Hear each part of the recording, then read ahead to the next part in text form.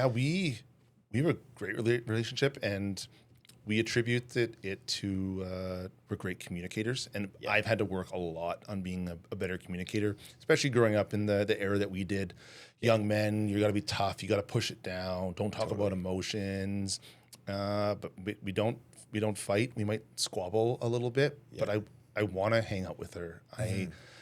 I want to spend my weekends with her. I don't drink. I don't go with the boys. I got friends, and they're just waiting for the weekend to get away from their wife. I'm like, I'm waiting for the weekend so I actually have time to Yeah. spend with her. Yeah, absolutely. For sure. And it's like, why isn't that normalized? You know, why is that kind of an outlier situation where you're like, I cannot wait to hang with my wife instead of, The exception in the rule, right? Like Yeah.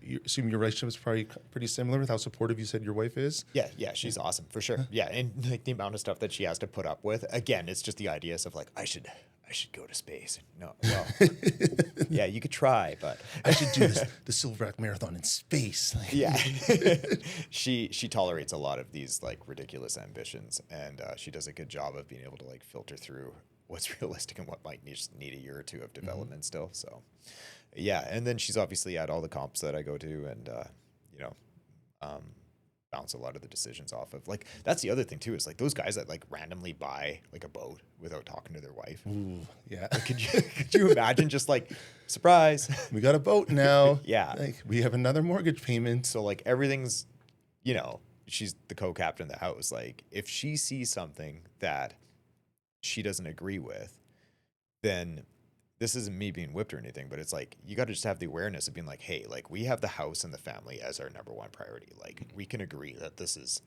the end all be all in terms of our decision making. So if she doesn't agree with something and she's seeing something that might like be straining my kid's relationship or might, you know, the kids haven't seen dad for 2 weeks, he can't go away for another weekend, that kind of thing, you know? So if she's saying no, I have to have the maturity to be like, what does she see?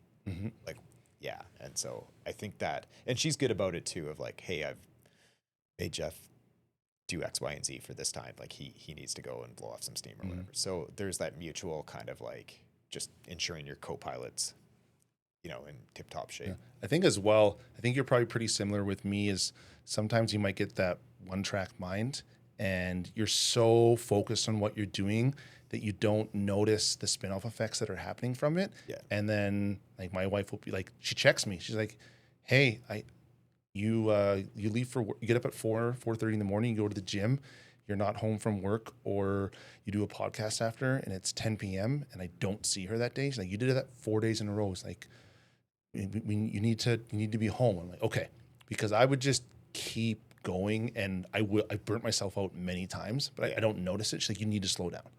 Yeah. You have to take a weekend. You have to take a day. How does it go when she tells you that she's seen that you're kind of burning the candle at both ends?